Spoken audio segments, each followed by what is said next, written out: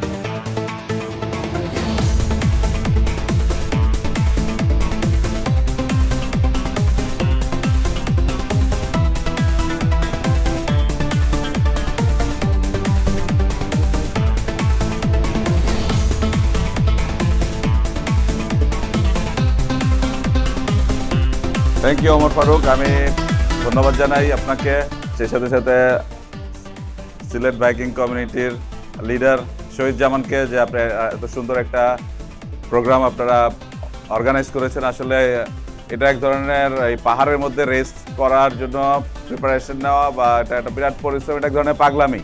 আর পাগলামি না থাকলে কোনো কিছু হয় না। বাংলাদেশে ফার্স্ট টাইম এরকম একটা রেস শুরু হলো, যেটাতে আমরা ইয়ামাহা পার্টিসিপেট করতে পেরে খুবই গর্বিত। সেই সাথে সাথে আমাদের এই যে লেডি যারা আছে, আমাদের ফিমেল বাইকাররাও ফার্স্ট টাইমেই তারা পার্টিসিপেট করেছে। এবং এখানে আমি দেখে অবাক যে সবগুলি বাইকাররা তাদের অরিজিনাল বাইক ওই ইয়ামাহাই। আমরা এখন পর্যন্ত বাইকিং বাংলাদেশে যারা যত বাইক লঞ্চ করেছে, সবচেয়ে আপডেটেড ব্রেকিং সিস্টেমের বাইক আমরাই বিক্রি করি। সবাইকে ধন্যবাদ জানাই যে এরকম একটা ইভেন্টে আপনারা এসে এনকারেজ করার জন্য। And yes Yamaha.